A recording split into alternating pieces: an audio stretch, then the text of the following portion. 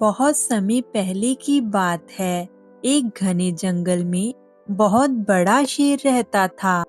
जब भी वो शेर शिकार करने के लिए जंगल में जाता, तो वो एक साथ ही 3-4 जानवरों का शिकार कर लेता। ऐसे करते करते उसने बहुत सारे जानवरों को मार दिया। इस बात से जंगल में बचे हुए जानवर अब घबराने लगे थे। वो सोचने लगे कि अगर शेर इस तरह से ही शिकार करता रहा तो एक दिन जंगल में हम में से कोई भी जानवर नहीं बचेगा। सारे जंगल में अब सनसनी फैल गई। शेर को रोकने के लिए अब कोई उपाय करना जरूरी था। एक दिन जंगल में सारे जानवर इकट्ठा हुए और इस विषय पर विचार करने लगे। अंत में उन्होंने ये तय किया कि वो शेर के पास जाकर इस बारे में वो उससे बात करेंगे। दूसरे दिन जानवरों का एक दल शेर के पास पहुंचा। शेर उन्हें अपनी तरफ आता हुआ देखकर डर गया और उसने गरजकर पूछा, क्या बात है? तुम सब एक साथ यहाँ पर क्यों आए हो?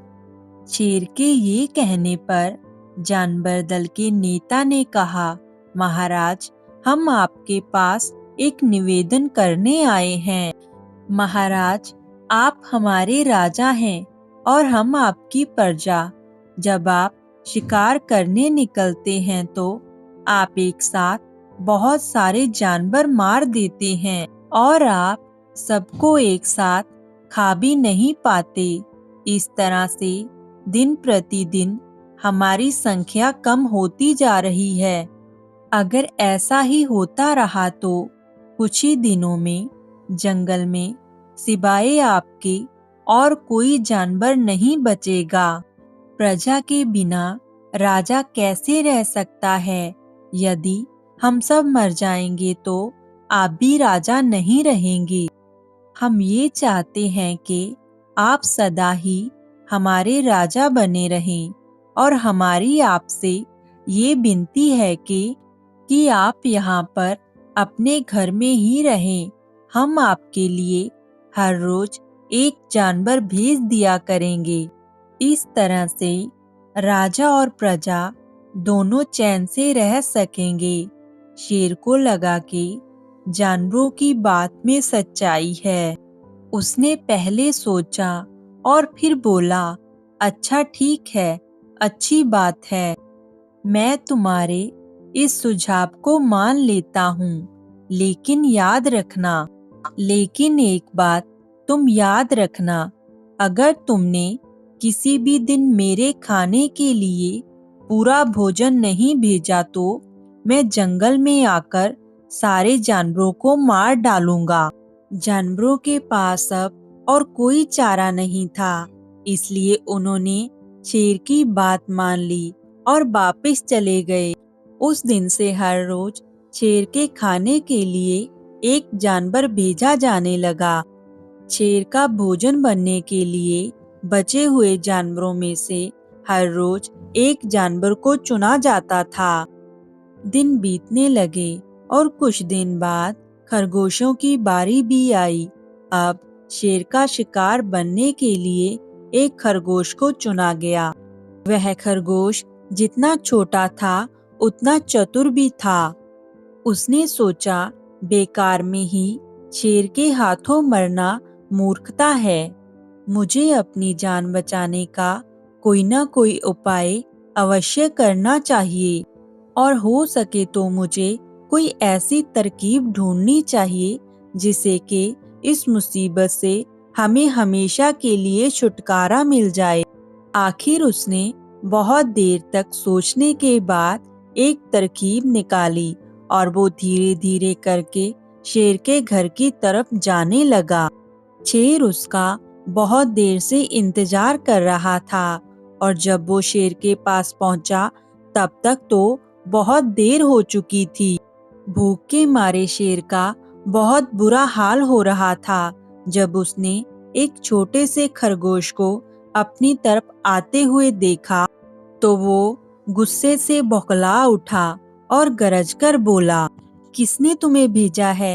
एक तो तुम छोटे से हो और दूसरा इतनी देर बाद आ रहे हो। जिसने तुम्हें यहाँ पर भेजा है, मैं उनको भी मारकर खा जाऊंगा। मैं किसी को भी नहीं छोड़ूंगा।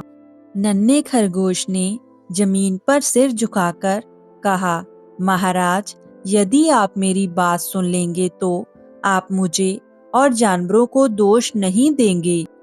वह तो जानते थे कि एक छोटा सा खरगोश आपके भोजन के लिए पूरा नहीं पड़ेगा, इसलिए उन्होंने 6 और खरगोश भेजे थे। रास्ते में हमें आते आते एक और शेर मिल गया। उसने 5 खरगोशों को मारकर खा लिया। ये सुनते ही शेर दहाड़कर बोला, क्या कहा? दूसरा शेर, कौन है वो? तुमने उसे कहाँ देखा? महाराज, वो तो बहुत ही बड़ा शेर है। खरगोश ने कहा, वह जमीन के अंदर बनी एक बड़ी सी गुफा में से निकला था। वह तो मुझे भी मारना चाहता था, पर मैंने उसे कहा कि आपको पता नहीं कि आपने क्या कर दिया है। हम सब तो अपने महाराज का भोजन बनने के लिए जा रहे थे, लेकिन आपने उनका सारा खाना खा लिया। हमारे महाराज ऐसी बातें सहन नहीं करेंगे। वह जरूर ही यहाँ पर आकर आपको मार डालेंगे। इस पर उसने पूछा, कौन है तुम्हारा महाराज?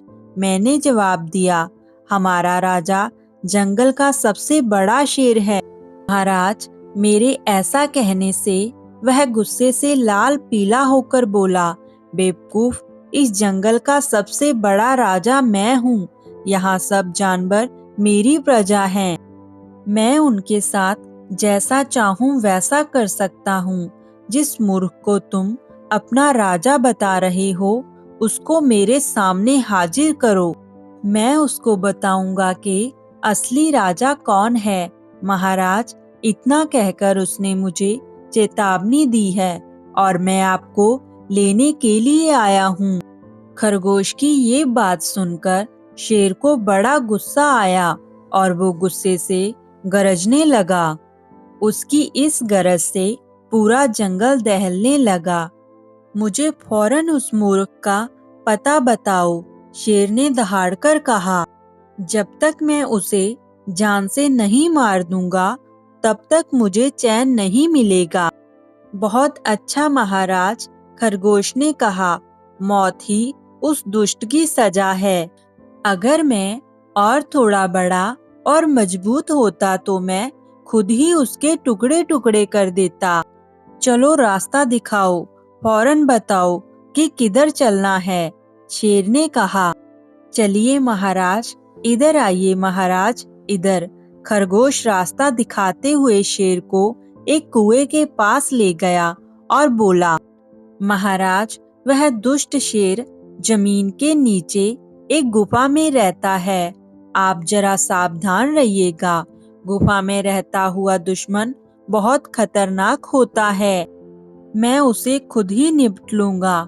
शेर ने कहा, तुम बस ये बताओ कि वो है कहाँ पर। पहले जब मैंने उसे यहाँ पर देखा था, तब तो ये यहीं बाहर था, लेकिन मुझे लगता है कि वो आपको आता हुआ देखकर कुएं के अंदर बनी अपनी गुफा में चला गया है। आइए मैं आपको दिखाता हूँ कि उसकी गुफा कहाँ पर है।